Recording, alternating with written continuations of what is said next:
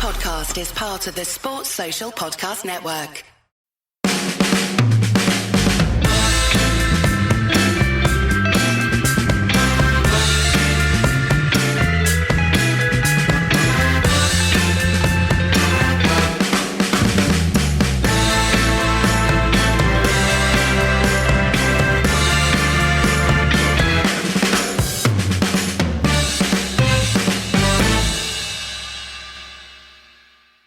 There was several players out of position, 3 in fact, and obviously missing quartet of central defenders. Everton up for it. A few new players to integrate into the side. The old problems in central midfield and all of that. So yeah, pretty disappointing start to the season. Got to say, pretty well deserved, the defeat on the balance of the whole game and play. Obviously United had a lot of possession and that kind of stuff. But there you go, they're starting 3 points behind effectively.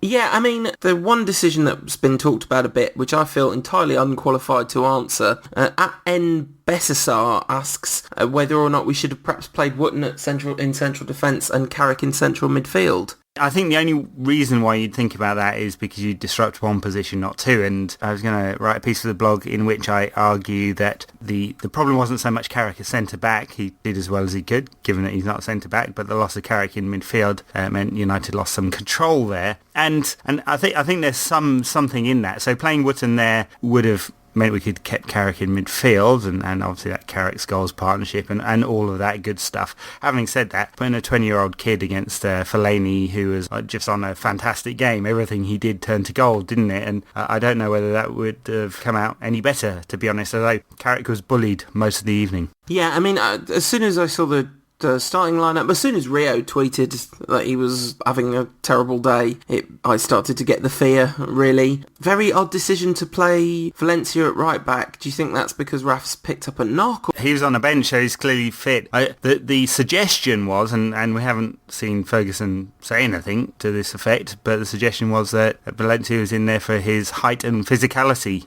But what about having someone in there for their ability to play the position? Yeah, I mean, I have to say I agree with you there. Yeah, I mean, Rafael, for all he had a stinker in the Olympic final, didn't he, against Mexico? But actually, before that, he had a good tournament and some good warm-up games as well. So he's fit. He's fit enough to be on the bench. He should be pretty sharp because he's been playing competitive football, whereas United have been playing anything but that through pre-season. So I thought it was a slightly odd decision, and a few other things that made some imbalance in the side. Welbeck was the one sacrifice.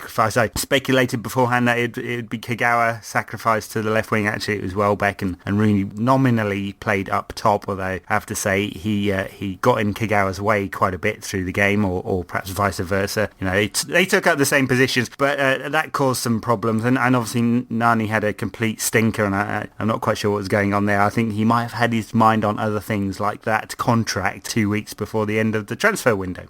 I mean, what a daft time to have put in a really terrible performance, though, if you're kind of really trying to win a contract or a good move away. On that performance, none of the biggest clubs would want him, would they? I mean, obviously they don't judge it on that one performance, but he had a proper disaster, Nani did. He really did. Yeah, I don't think Rooney was far behind either. Oh no, I totally agree. I mean, I would argue that that's one of Nani's weakest performances ever in a United shirt, and he's had some very hit and miss performances in the past, but he looked completely and utterly ineffectual. His cornering was depressing. Cornering, he's not a car, his taking of corners. But you're absolutely right. Rooney had a very typically Rooney at Everton type performance, didn't he? Yeah, well, if he was a car, I think the Top Gear crew would crush him. That's how bad he was. And it's hard to justify that kind of performance as a player at all, and when you're a Manchester United player, you can't. And when you're after a massive new contract, that's going to put you into the top echelon of players paid at Old Trafford,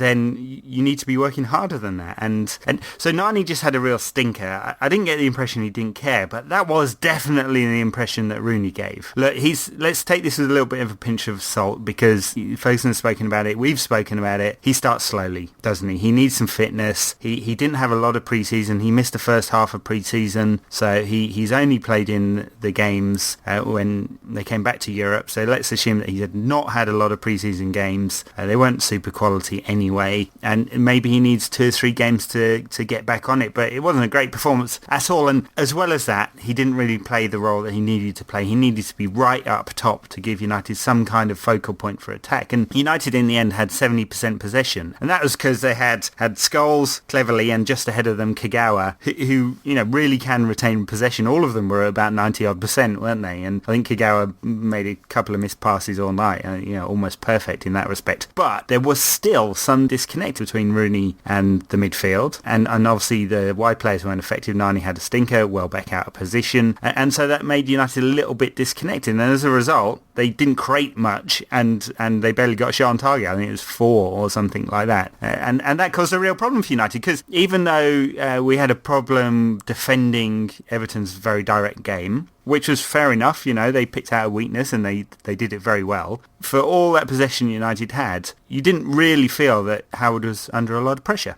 I would just disagree with only really one point of that, in that I don't actually think that Rooney was distanced. It didn't seem to me that Rooney was distanced or isolated. It just seemed to me that because actually, yeah, as you said, he had Kagawa right next to him a lot of the time. It wasn't that case in that 4-5-1 where you have that great gap between the midfield and the forwards. No, but it was disconnected. Yeah, if you mean, oh right, okay, so rather than isolated, it's more like it just wasn't working when the ball went into Rooney. Like those amazing little passing triangles and moves and little attempts to cut things open, Rooney was often the one giving the ball away in those situations, or just making the wrong decision, I thought. No, I didn't think he was actually in the right position most of the time. Right. I've got to say, before we go any further, it's definitely worth pointing out some glorious silver linings from that, and the first of those is, all we need is Shinji Kagawa.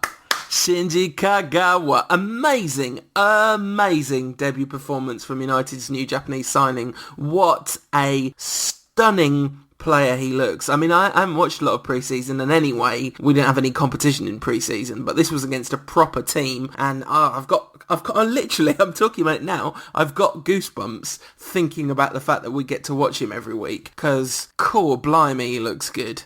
Yeah. Look, he's smart on the ball. He uses it very well. He uses space very well. The pass he made to Danny Welbeck when Welbeck almost broke free. Actually, I think he was probably fouled, Welbeck, before shooting wide was a beauty. He made the simple passes well. He made the penetrative passes very well. His ball retention in the final third was very good, meaning that he's making difficult passes in a difficult area of the pitch. So that was all really good. I think there's another level to come from him. He didn't have a shot on target all night, and he wasn't quite getting in those positions. And I suspect some of that's to do with the role Rooney was playing as well, And so I think there's another level to come from him. It's a very good performance. He didn't change the game for United. Totally disagree. He didn't change the game for United because we lost. 0 on the score sheet for United. None, nothing, zilch, zip. So he had a very good game, but it wasn't a match-winning game. So let's put this in context. It was a good debut performance. We know what we're going to get out of Kagawa. It was good to see him in the right position for him and not shunted out to the left wing, but he didn't break down something that United couldn't break down. Everton defended well, and he wasn't the player that broke that down, right? So that's what I'm saying. There's more to come from him, and I hope there will. And I have to say, in a year's time, if we had the same performance, we'd be more disappointed because of the context of it, right? And I hope that we'll get lots more from him. I hope we get the assists and we get the goals, because that's what he did for Dortmund over the last 2 years. If he plays like that in a year's time, I'll be perfectly happy with that. That'll be absolutely fine, because he created a bunch of chances, moved the ball around beautifully, was fluid and helped United be more fluid, and a combination of excellent defending from Everton and slightly profligate finishing from the strikers meant that no goals came of it. But if you look at key chances created, or whatever that stat is, where it's an assist which doesn't result in a goal, you know what I mean, that I'm sure he did all right on that score. Well, he created 4 chances. I don't think they're defined whether they're good or not. I'll be fine if he plays like that in a year. I'm not going to think that was disappointing at all. I'll be perfectly happy. It would change because there'll be higher expectations of him in a year. Now, this was his competitive debut for United, so there's already some good feeling about it. And it was good, but it didn't win United the game. In fact, look, he's the key creative player in that side. The pivot around all the good creative stuff should have come, and it didn't make the difference. And that's not a criticism at all. That is a factual observation, right? It did not make the difference.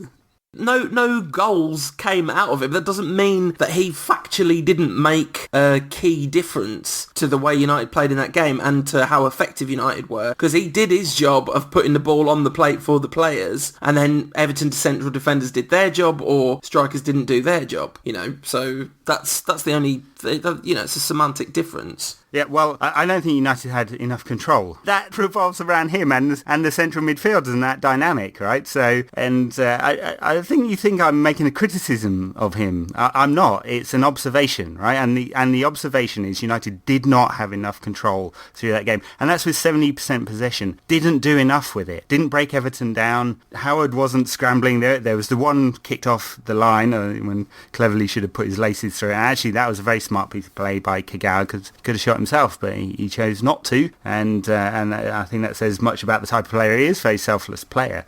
I hope that it all clicks better than it does, and let's say Nani had an awful game, Rooney had an awful game, and there's a few new players bedding in. Cleverley was deeper than often he's played. And let's suppose there's more to come from that dynamic. But the fact is, I mean, Everton defended well, but it wasn't desperation stuff. I don't think United were near winning that game, anywhere near. And at the other end, we had an awful lot of chances for Everton on 30% possession. Oh yeah, I mean, I was talking about the silver lining. The rest of it is cloud. I mean, as you say, Rooney and Nani, truly abysmal games both. Nani worse than Rooney, but that's only, that's only because it was some new level of low. But United had exactly the sort of centre-half performance that you would expect from Nemanja Vidic, just come first competitive game back from a terrible injury, and Michael Carrick. Have we ever won a game where Michael Carrick started in central defence? I definitely can't remember one. Away at Wolfsburg, yeah.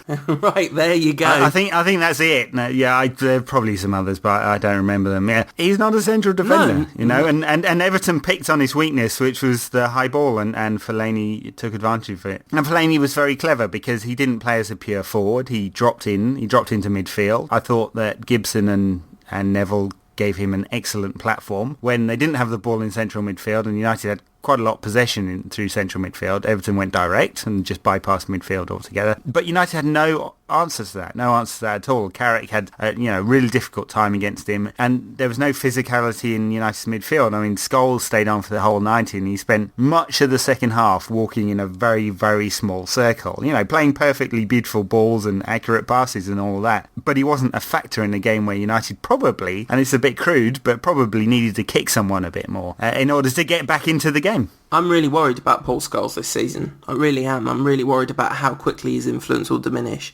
You tweeted about it in the first half, that actually Everton were pressing him quite well in the first half. They stood off him a bit, and I thought they might pay for that a little, but they didn't. But I am worried about how much of this season he's going to get through whilst being effective. I'll be delighted if I'm wrong about this one. I mean, gosh, nobody will ever have been happier to be wrong about anything, I don't think. But Scholes was... I'm really worriid about his legs. I'm really worried about... I have to say, I thought the last 20 minutes he looked gone. I was really surprised that he stayed on the pitch. I mean, I guess for all the right reasons, Ferguson believed he could make a difference there. Of course, eventually, Anders Ron, this magnificent new signing we got from Brazil, came on for Cleverley and even had a shot, this Anders Ron. It went about 50 yards wide, but there you go, a new signing. Anders Ron. He likes to spell his name wrong. That somebody tweeted that at me. I'm sorry I haven't got that in front of me, but it's genius. I'm sure everyone's seen this. The fact that his kit had the wrong name on the back, it's pretty stunning, really. At @JDuke_ asks an interesting question, which says, our midfield can't break down opposition midfields. Same problem as last season. Do we need a Fellaini? And I saw that a lot, actually, that the result might have been different if he was playing on the other team. And we do make him look like Pele every time we play against him, don't we? We do. I don't know if he's the right player. I mean, we talked about this before, and I said we probably need a right evil bastard in there. And I think that would help, just for the balance of the squad. Not necessarily that they'd play every game, or just a bit more physicality. I mean, it just felt like United couldn't compete on that level for all the nice play, and there were 3 ball players in there in that sort of triangle in midfield. For all their nice play between them and the retention of possession, when United didn't have the ball, the rare occasions United didn't have the ball, they weren't able to compete, and they won't be able to compete with Fellaini at all. And look, he's a good player, but he's not the next Pele. Yeah, and we did make him look very good. And it's not just that game. You know, we've talked about this plenty of times about United's inability to compete in midfield, and I suspect that we're going to end up compromising here, because Ferguson's going to want an extra player in midfield in some games, and someone gets sacrificed there, you know. So either the side gets imbalanced by taking out one of the wingers, or one of the attacking players goes, and you know, that'll be interesting. So, you know, does an extra body go into midfield and Kagawa is dropped, or you know, one of the wingers and we play with a single winger or something like that? And how you get Van Persie into that triangle with Rooney as well, I don't know. People that didn't listen to the extra bonus podcast that was tweeted out, because it was 8 minutes long and recorded in a big hurry last weekend, don't have any idea what we think of the signing of Robin Van Persie. So he came on for his Manchester United debut. Weird sentence. Robin Van Persie was substituted on for his Manchester United debut against Everton. The one key difference he made was 2 corners that swung right into the 6-yard box. No United player looked like they had the slightest idea what to do about that. It's been so long since they've seen such a thing. Yes, well, I did say he didn't beat the first man, yeah. On second review, he beat the first man, but not the second man. He played 2 corners into the near post, and there wasn't a United player anywhere near it. But the second corner was a beauty, though. It was right where you want the corner to be. Of course, it's the secret to crossing all corners, play it into the space, and that's not Van Persie's fault. He got it into the space, and no United players were attacking it. Maybe that's Vidic's lack of fitness or whatever, or the fact that, you know, we're not actually that big a side, really. I thought he did okay. He had 20 minutes. It was a bit weird. He started on the left, then drifted into the centre when United sort of moved to a more sort of traditional 2 up front. Didn't make a huge difference. Created 1 chance for Kagawa, didn't he? And I'm sure there's loads more to come when he's actually fit. I still think the dynamic is yet to be decided, because I'm not quite sure you can fit 2 wingers, so, you know, Valencia, Nani or Young, or on this occasion Welbeck, plus Rooney, plus Van Persie, plus Kagawa into the same side. No, you can't. You know, he's going to try, I think. So it's going to be interesting. And also the fact that even if you do try and play 2 in the midfield, do we have a 2 in midfield that can give the platform for those attacking players to perform? Because I'd argue I'm not sure we do, right? Even when they're all fit, I'm not sure the balance is quite right. Maybe Cleverley will add even more to his game. I thought he had another good game, actually, by the way. We hadn't really mentioned Cleverley. He had a very neat and tidy, didn't give the ball away. He recycles it really, really quickly, doesn't it? It's always pass, move again, and that's really nice to see. But there are going to be occasions where Ferguson wants to play 3 in, and so we're going to lose 2 of the many forwards there, and it'll be an interesting balancing act. I couldn't say who he's going to pick any one game to the next, though, that's for sure. No, I think the whole pick Fergie's 11 game is going to get more and more fun this season, because it's just going to go wild. He's going to pick a lot of players that play out of position, and it's interesting, that Everton game, because in some ways we're sitting here quite rightly saying, well, this is a lot of the same problems that we had last season. Injury crisis in defence, meaning players playing out of position, misfiring Rooney and Nani, and a slightly lightweight central midfield. But one thing that we're not talking about in this game that we did talk about a lot last season was United players giving the ball away cheaply, because we kept possession brilliantly in that game. Now, because Rooney was on such poor form, and to a lesser extent, I mean, it was less damaging that Nani was in such terrible form because he was slightly more peripheral, but Rooney was very central to a lot of what happened, and he did a lot badly. So nothing really came of all that possession, but the possession was there. The seeds of some gorgeous football were on display. It's just that we were kind of physically overwhelmed, and Rooney was having an absolute stinker. Yeah, it could be very good. If it all clicks, it could be very good. And it's a change, isn't it? You know, if we're going to play that way, if it's about ball retention, I would argue that the very best teams that play that way have a couple of gears, right? It can go slow, quick, and they can move through it, and it's all about rhythm when you play like that, and United's rhythm wasn't quite there, and we'll see whether United do develop that. Of course, we tried playing that the first few weeks of last season, got spanked by City and reverted to the dogs of war, so we'll see. It'll be interesting to see. I mean, because we don't have the players really to play in a very defensive way, there's an awful lot of attacking talent in the United squad. Interesting piece by Jonathan Wilson in Sports Illustrated I tweeted around, and it's very easy to have a knee-jerk reaction to Everton and go everything's doomed, but actually I think, we talked during the summer, and I think we'd probably say an awful lot of what he wrote in that piece. If you haven't seen it, it's in Sports Illustrated. A lot of what he said in that piece was what we've been saying for a while now, and it's about whether the balance is quite right there. And in our mini pod on Van Persie, we said that he's a fantastic player, but was he the right fantastic player? And I'm still not sure whether he's the right fantastic player. I think if there was a player of equal quality by the central midfielder and we had £22 million to spend on him, I'd have plumped for that. Yeah, I mean, it's really sad that Modric had his heart set on Madrid. Wow, that is the signing that I would have liked more than any other player, really, that's moved this summer. He's the one I'd have. Maybe Javi Martinez second. But Van Persie, a nice, sort of not exactly miserable third. He's definitely an incredibly exciting signing. Oh, yeah. But as you say, it's awesome that we've got Van Persie. There's no two ways about it. He definitely makes United better, but he doesn't solve the problem. He just adds a new dimension.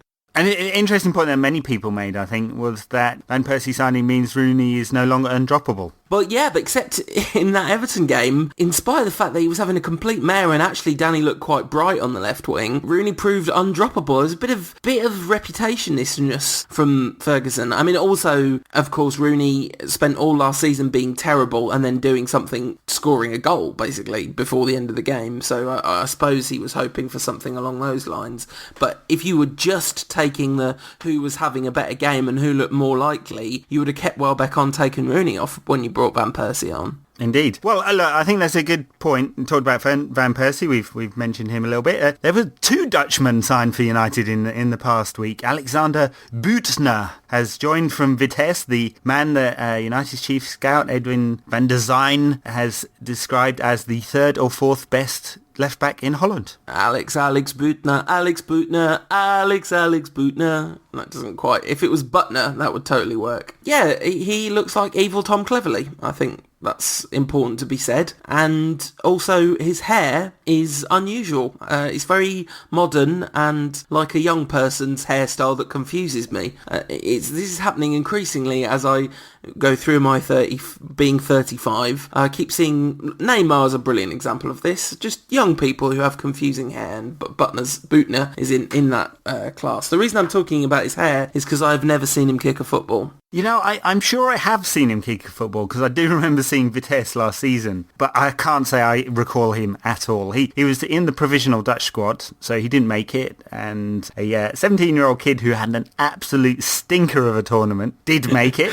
I don't think that's any reflection on Büttner. A lot of people said he's a very good player, people in Holland, and Ferguson described him as one of the best young left-backs in Europe. I'm going to take that with a pinch of salt. But let's see. Look, let's be honest about this one. This is my take on it. He's not brought in as a long-term view on the left-back position and bringing in a top player there to challenge Patrice Evra, because if that was the plan, they would have gone after a top player. They would have gone after Jordi Alba or one of those that really is top class. This guy's 23, so he's not going to get that much better. I think they've gone for someone who can play 10 to 15 games, take some pressure off Patrice Evra because he plays 50 games every season. Maybe we'll see Patrice play 40 games this season, and maybe this is the last roll of the dice to see if we can get anything else out of Patrice Evra. And if not, I think Evra will go next summer. He didn't have a very good game against Everton either. I think it might help Patrice though, because he plays so much. I think the level is dropping because he just plays so much, and I think having a rest when it comes around to FA Cups, Carling Cups and some of the more rubbish European ties, and maybe in some of the rubbish ones in the Premier League, and takes 15 games off him, I think that's good. Yeah, I mean, also, like, the thing that people don't talk enough about with Evra is that people call him a left back, but he really is barely a left back. He's just a left flank. He's so incredibly involved in our attacking play, Evra. The number of miles on his clock, Yeah. But that's how Ferguson likes his fullbacks to play. It's always been the way. He always wants central defenders who can play 2v2. Yeah, absolutely. And it has always been the way, but not since Dennis Irwin has there been someone in either fullback side that plays just quite so much football. Yeah. It's and in Dennis Irwin's time he was sometimes dropped as the third foreigner in the European games and all that stuff. Indeed. So will we get any more transfers? We've got, I don't know, just over a week until the window slams shut, because it definitely always slams shut. Is this the one that Ferguson was talking about? Are we going to see a central midfielder? Some talk about Herrera, not the brilliant Bilbao midfielder, but the Mexican, who actually, he did all right, actually. I saw him a couple of times in the Olympics. I have to say that's the only time I've ever seen him. Looks like a bit of a box-to-box player. I can't say I've got a lot of evidence on which to base that. A couple of games in the Olympic football tournament, which we all know is right up there with the very best football there is, honest. Well, it was pretty high standard. When you said he looks like ... I was almost 100% sure you were going to say a gremlin. I don't mean like I mean one of the gremlins out of the Gremlins. We've had a question about our central midfield from @Steve Brocco. It's a very good question. I'm surprised it hasn't been asked more, really. Is Mike Phelan the answer to our midfield dilemma? The man who used to get rid of the ball like it was a hot potato. Quote, Red Issue, circa 1987. Yeah, Mike Phelan is not only not the answer to our midfield dilemma, but he clearly does not know what the answer to our midfield dilemma is either. I just don't get it. I just do not get it. The Jonathan Wilson piece was brilliant, because occasionally I feel like a crazy person, I'm like looking at something and I think I can see what the problem is. And I definitely don't consider myself to be an expert on football. I watch a lot less than a lot of other people who I kind of know, and, I watch a lot more United than most people do, but I don't watch football from all around the world. When United aren't playing, I generally don't bother, just occasionally. So I'm not an expert, but I'm looking at United and I'm thinking, we've got such a big problem with our central midfield that we should just be signing a central midfielder. We should just be signing the Alexander Büttner of the central midfield, just someone, another body that can kick other bodies or whatever, It doesn't have to be brilliant, it doesn't have to be Luka Modric, it doesn't have to improve our first team. It does though, doesn't it? There's plenty. Look, there's Scholes, there's Cleverley, there's Carrick, there's Anderson, there's Fletcher if he ever gets better. There's Ryan Giggs can play there. That's six there. That's six, and that's not even mentioning someone like Tony Cliff, who'd love to have a game, I'm sure. So it's not like there aren't bodies. It's quality.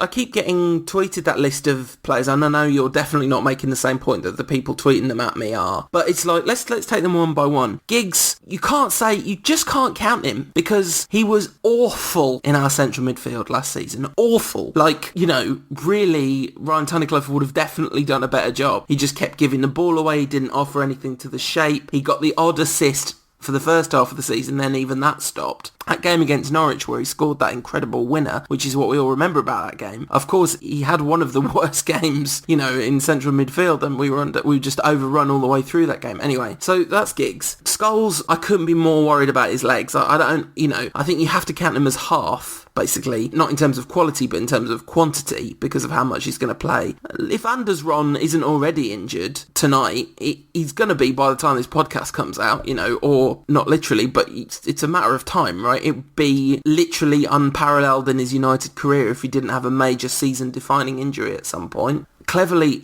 I think he's an absolutely wonderful player. I mean, really, just a wonderful player. But A, he's not a proper deep-lying central midfielder, and B, he's also had major injuries every season for the last 4 seasons. Fletch has a chronic illness, might not play again this season. All this is true, and it's it's perfectly valid. But I don't think adding another average body is going to make any difference for United. It's going to make none. You might as well just play Rooney in the centre. Right, yeah.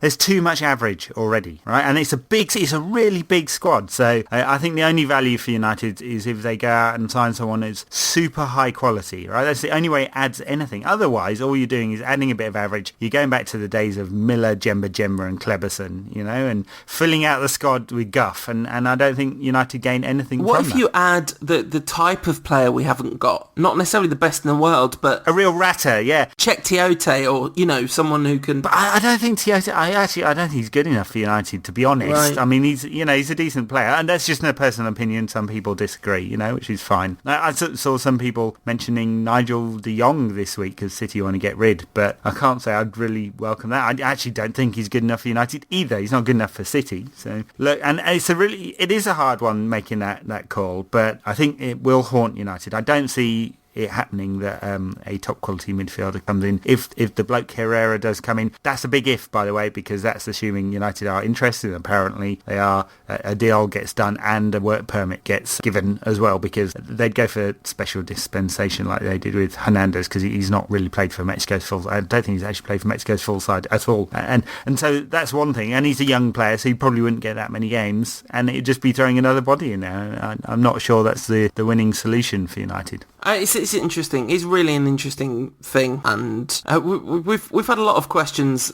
We've had so many questions on Twitter. Thank you very much for getting them in. It's awesome, and we definitely can't get to all of them. But a lot of questions about midfielders, and also quite a few questions about things that you've mentioned already, like how can Kagawa, Rooney, and Robin van Persie all play together? That's from @Man United forever. I don't know. I don't think anyone really knows that. And @The Sentinel asks, where does Fabio fit in with the signing of Büttner? Will they fight it out whenever it is finished? So first point, Ferguson doesn't trust Rafael or Fabio. Quite patently obvious. Second point, I don't think Büttner has been signed as a replacement for Patrice Evra. I think he's squad filler. So I think that's still a TBC, and I think we'll see next summer whether they decide they can extract some more years from Evra, and it depends on his performances this season, or whether they go for a bigger, better player in the summer. And talking of Twitter questions, we did something we've never done before in last week's show, and the response has been phenomenally overwhelming, as we all knew it would be. We've got a massive competition prize up for grabs. As you know, it's the Bebe 7 shirt. Bebe might be sold. By the time even you get that shirt, he might have gone from United. That's how much of a collector's item it might be. @Bifurcated United put in who's one of my favourite people on the whole of Twitter. Brilliant shout, which almost won it for him, but sadly it was just too altruistic. He says, I think we all deserve the Bebe 7 shirt, and it should travel around the world, bringing joy and uniting United fans in a travelogue. If only that were logistically or mathematically possible @Bifurcated United, that's what we would do. So Ed, you've got the top 3, and this is in reverse order, and there were some excellent ones that didn't make the list, so thank you very much, everyone that entered. I have to say there's a lot of subjectivity here. It's just what made us laugh at the time. It's entirely subjective. So well, maybe we could have created a mathematical formula, but it's just what we've tickled us. On another night, it might have been different. Anyway, so @Jordan Murphy 25 says, I deserve to win the Bebe 7 shirt because I promise not to auction it off when Bebe wins a Ballon d'Or. That's inevitably going to happen. We liked your loyalty, but sadly just not enough humour in that one. Too factual. So that's why that one didn't win. @Liz Worsley says, I deserve the Bebe 7 shirt. I promise to wear it at work and tell all my patients Bebe is the new Beckham. I'm sure her very disturbed patients will enjoy that one. You see, the reason that you didn't win, Liz, and it was very close, but the reason that you didn't win is because he's not the new Beckham, he's the new Ronaldo. See, he was signed from Portugal. Just got it wrong. Yeah, so close. So close, but no cigar. And of course, being a doctor, you wouldn't smoke them anyway. And the winner, and I have to say, you have to have a certain sense of humour to find this funny. @the_Broomhead says, I deserve the Bebe shirt because I'm homeless and illiterate.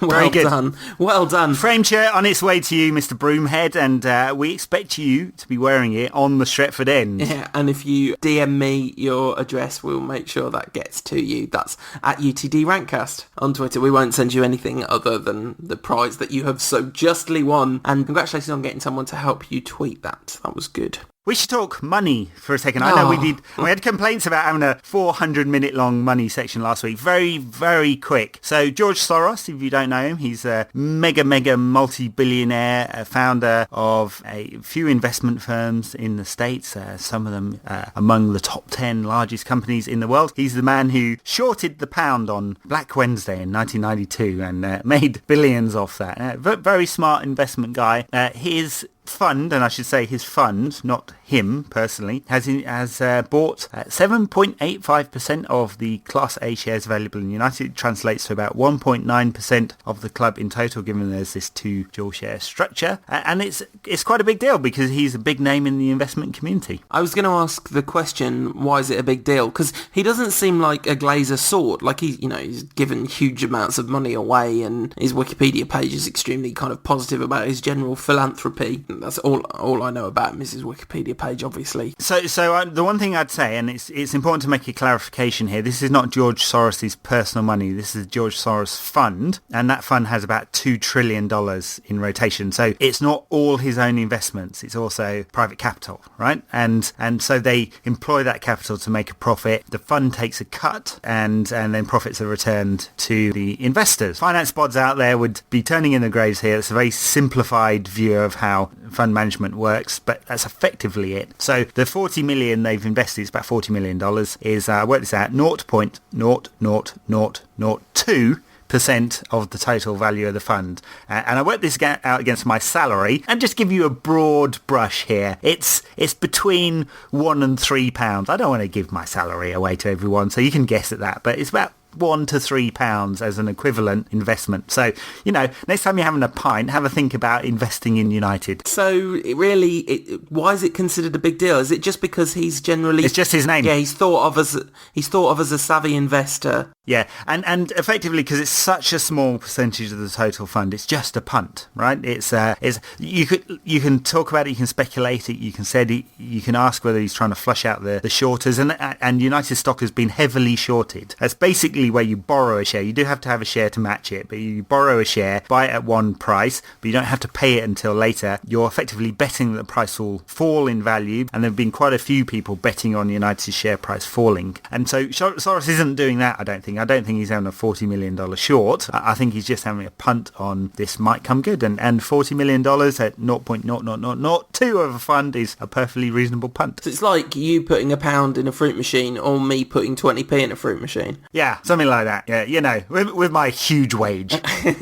All right, that's enough. Back to football. At 19 Red Devils 20, optimistic, says, is the RVP signing and Welbs' new contract the end of Chicha at United? And I think it's worth putting into context that also Chicharito, a lot of talk about why he wasn't on the bench against Everton. Ferguson gave the most joyous answer to that, which is no, Berbatov's on the bench because he can also play centre-half. Love it! Love it. Didn't come to pass, sadly, although he couldn't really have done a worse job. He didn't even have his tongue in his cheek when he said that either. No, he was being completely serious, and rightly so. I think Chicharito's going to stay at United, and the four of them are going to... And Berbatov will leave within the next 2 weeks, and the four of them will play some sort of rotation, Cheech getting a ton of games in a sort of super sub role. I mean, look, there's nothing about Van Persie signing which is good for Chicharito, because he really does only play one position, so he hasn't even got that Welbeck thing about him that he could potentially play on the wing, Nor as Welbeck.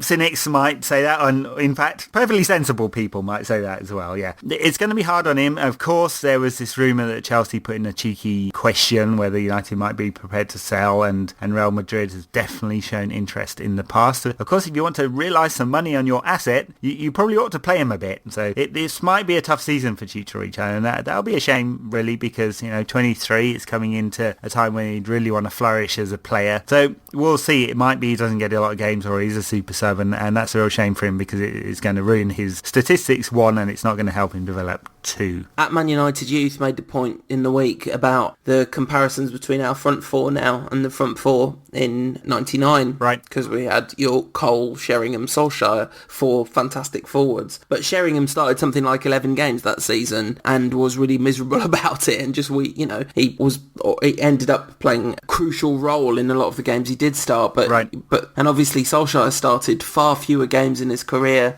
than he should have, given the level of his quality. Right, if he was elsewhere. elsewhere. Yeah. I think the thing about it's easy to romanticise that four. Hugely high quality front four, of course, but they didn't play an even number of games. Yeah, it's not like they rotated by the week. York and Cole was the primary partnership, and the other two came in when other people needed a rest or injuries or substitutions and stuff like that. And you suspect it'll be that way this season. Van Persie and Rooney will play more games, depending on whether Ferguson can work out a structure to get all these players in the team, and Welbeck will play less, and Chicharito even less, and Berbatov absolutely none, unless if he stays, that is, unless there's an even worse central defence injury crisis. Actually, I think Berbatov would go. There's good word that Sunderland are interested, actually, so maybe we'll see him in the Premier League still. Fiorentina as well, I hear today, which means we might see him in that purple shirt, which that's going to do special things to the ladies, I think. And you, I suspect. At SKT 1994 says, what can United do this season to get the best out of Rooney and Nani? And I have no idea. I tell you what, I'm a counsellor by training and a psychotherapist, and that's what I'm working towards doing as a career, and I would absolutely love to sit and work with Wayne Rooney, because I think that boy's got some real issues. I think he'd break you. I don't think he could. Have you ever read Stephen King novel The Stand? And the dark man, the evil that is in the West, there's some of that lurking in the back of Rooney's mind. There might be. Yeah, that definitely not one for a trainee to take on, but one day I could be up to the task. I don't know how you get the best out of Wayne Rooney. I don't think many people know how you get the best out of Wayne Rooney. He's only ever displayed his very best for fleeting periods, except in that season after Ronaldo left, when he was suddenly the main man and absolutely flourished, and then there was all that tabloid stuff and that kind of ruined him. And he's had wonderful games since then and wonderful periods, and he gets these incredible hot streaks of scoring, which don't even necessarily always coincide with form. Last season, I don't really remember how long he was on top form for, but it doesn't feel like it was a long time. He's a frighteningly gifted footballer, and I think you just have to get the best out of him by just trying all the time. You just try and make him feel special. You try and make him relaxed, because I think that's something he really does need to be relaxed to play his best. Yeah, maybe that's the case. Yeah, maybe he'll go on a hot streak after this. I do agree with you though. His career is patchy, and it's 10 years. It's almost 10 years since he made his Everton debut, isn't it? So that's a good long time to assess someone's career. And in a way, his career's been disappointing. And I'll caveat this. In a way, it's been disappointing because the excitement that you felt when you first saw Rooney running at players, the dynamism, the bravery, conversely the lack of fear, all of that. And some of it seems to have been beaten out of him. He doesn't take on a man anymore, and that kind of fearlessness about his game seems to have gone. And there's loads of great stuff about Rooney. I think he's brilliant when he drops deep. He's so productive when he plays up top on his own, and he doesn't always play brilliantly. And he's got loads to his game, but it's almost as if he could have had more. And maybe some of that is as Fergie coaches out of him. I think there is an element to that. There's something about his game that is just a little bit safer than it could be, and that loses something, and the inconsistency is a real problem, and he is inconsistent, and he had such a stinker the other night. I hope that was it. The one game he's had that game, he's a bit sharper and fitter, and he'll have a blinder against Fulham, and we can talk about Wayne Rooney having scored more than 30 goals a game. We've got to remember that he scored 34 goals last season, even though he didn't have a very good season, and we can talk about that at the end of the season, and everyone will be happy, because if he scores 34 goals, United will be pretty close to winning something this season. Yeah, no, absolutely. I'm with you. Nani, so insanely talented, and when he's worse than Rooney when he's bad. That's the worst of Nani's game is really, really, really bad. And I think you just, I don't know, I wonder if you just have to ride out the bad form with Nani. I mean, Fergie dropped him for ages once, and that sort of did the trick, didn't it? He really refocused and came back absolutely flying after that, so I don't know if he needs that. But I think you get the contract sorted, and that's going to help a great deal, because that must be hanging over him a bit. And I still don't think it's impossible. Still don't think it's impossible that he'll be sold. No, I don't think that's impossible at all. And I'm not saying that he will be. I mean, there's there have been times when I thought that was definitely on the cards. I don't think it's definitely on the cards, but I think I got a good bid and the player wanted to go, and there's no sign of him signing a contract. It could well happen. But look, he's 25 now. I think he turns 26 this year. This is him. I don't think he's going to go to another level now. I think we have to accept that when he's playing well, he's highly productive. He does produce goals. He does produce assists. He produces brilliant moments. When he's not playing well, there's very few players that have a lower low. I think very few high quality players that have a lower low. If that makes a lot of sense, you know. there are very few high quality players that have a low, the terrible 80s sitcom in their collection. Yeah, he's got the whole box set. He loves it, and that really gets him up for it. And he missed his box set on Monday night somehow. He gets to training and he says, "Good morning, wizard," and then loses it laughing. All right, we're really running out of time, but I said we wanted to do some predictions for the rest of the season, because I was thinking about last week's show and we didn't do any of the stuff we normally do at the beginning of the season. With who we said who we think is going to win the league, but we won't repeat that because it was painful. Who do you think the top four is going to be, Ed? City, United, Chelsea, Arsenal? I completely 100% agree with that. I think Spurs are considerably weaker than they were last season. Obviously Arsenal are too, but I do think they'll have enough. Yeah, I think they've bought good as well. I mean, I know they lost Van Persie, but Carzola's a fine player. Podolski, very productive international level, less so at club level, so we'll see where we go there. But I think, and Giroud is a good player as well. So I think they've bought well, and obviously they've lost Van Persie. So yeah, I think top four is still good for them. Yeah, no, I think so too. Relegation, I'm going to go with Southampton and I hate to say it, but Norwich. The only reason I hate to say it is because I really like Chris Hughton. And then, so Reading, Southampton and sadly Norwich. Yeah, I have to say, I quite agree with that list. It's a good list. If I could expand it a little bit, I'd say there's a chance that Wigan will be in there as well. I mean, they'll definitely be there or thereabouts. It's just Wigan. And might be West Brom gets sucked into it. It just depends on how Steve Clarke beds in there. Everyone respects him as a football man, but first big job. And it could be that they get... I think they've got plenty of good players, West Brom, but it could happen. I know they gave Liverpool a thumping on the opening day of the weekend. So, for that, I hope they don't. But, perhaps. I'm too excited about Michael Laudrup to say that Swansea might be in the mix, even though they gave someone a big hiding. They're losing some good players, but they've got Michael Laudrup. I know he's not really proven as a brilliant manager and certainly not one who's prepared to stick it out, but he's Michael Laudrup. I was so excited to see him on my TV when I was watching Match of the Day. And in Michu, they bought a player who was linked with United at one stage this summer. I mean, I assume it's his agent trying to get a deal, but they got a bargain there, £2 million, and he's a fine player, actually. He scores goals. He scores lots of goals. I think he's a good replacement for Joe Allen. They look like they're going to lose Scott Sinclair as well. That's a blow to them. And it depends whether they can bring in another replacement as well. Sorry, who was that player you were talking about being linked to United? Michu. Bless you.